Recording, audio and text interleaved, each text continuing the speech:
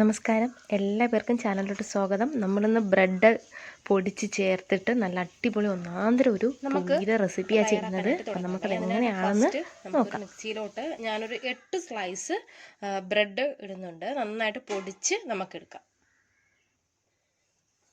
നമുക്കിതിനെ ഒരു ബൗളിലോട്ട് തട്ടി കൊടുക്കാം. അപ്പം ഞാനിതൊരു മെഷർ ചെയ്ത് നോക്കിയപ്പോൾ മെഷർമെൻറ്റിൽ അളന്ന് നോക്കിയപ്പോഴേ ഒരു 1/4 കപ്പ് 250 ml ഒരു കപ്പിൽ അളന്ന് നോക്കിയപ്പോൾ ഒരു 1/4 കപ്പ് ഉണ്ടായിരുന്നിട്ടുണ്ട്. ഇതിലോട്ട് ഒരു 1/4 കപ്പ് ഗോതമ്പ് മാവ്,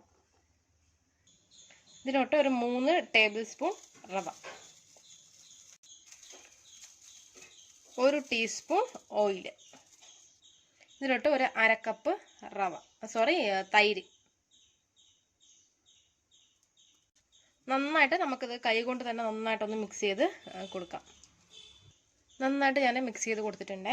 ഇനി നമുക്ക് കുറച്ച് വെള്ളം, അപ്പം ഞാൻ തൈര് ഇരുന്ന ഇതിൽ തന്നെ വെള്ളം എടുത്തുകൊണ്ടാണ് ഈ ഒരു കളർ വന്നത്. കുറച്ച് വെള്ളം ഒഴിച്ചിട്ട് നമ്മൾ ചപ്പാത്തിക്ക് കുഴച്ചെടുക്കില്ലേ, അതുപോലെ പൂരിക്കൊക്കെ ഉള്ള ആ ഒരു പരിപാടിയില്ലേ, അതിൽ കുറച്ച് ഉപ്പിടാനായിട്ട് മറന്നു പോയിട്ടുണ്ടായിരുന്നേ. കുറച്ച് ഉപ്പും കൂടെ ഇട്ടിട്ട് നന്നായിട്ട് നമുക്കിതൊന്ന് കുഴച്ചെടുക്കാം.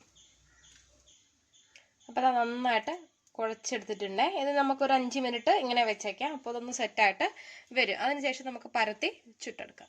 ഇനി നമുക്ക് പരത്തിയെടുക്കാം. നമുക്ക് കുറച്ചായിട്ട് എടുത്തതിന് ശേഷം കയ്യിലിട്ട് ഇതുപോലെ ഒന്ന് റോൾ ചെയ്ത് കൊടുക്കുക. ഇനി അതിൽ കുറച്ച് ഗോതമ്പ് മാവും കൂടെ ഒന്ന് തേച്ചിട്ടുണ്ട്. ഇനി നമുക്ക് പതുക്കെ ഒന്ന് പരത്തിയെടുക്കാം. ഞാൻ പരത്തിയതിന് ശേഷം ഇതുപോലൊരു ഇത് വെച്ചിട്ട് ഇതുപോലെ ഒന്ന് റൗണ്ട് ചെയ്ത് എടുത്തിട്ടുണ്ടേ. ഓക്കെ ആണല്ലോ. ഇനി നമുക്കിതിനെ പൊരിച്ചെടുക്കാം. ഓയിൽ ചൂടായിട്ടുണ്ടേ. നമുക്കിത് ഓരോന്നായിട്ട് ഇട്ടിട്ട് ഫ്രൈ ചെയ്തെടുക്കാം.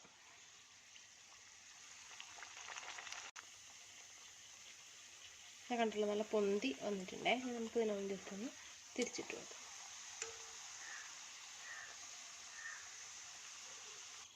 അപ്പോൾ നമ്മൾ അടിപൊളി ബ്രെഡ് കൊണ്ടുള്ള അടിപൊളി പൂരി തയ്യാറായിട്ടുണ്ട്.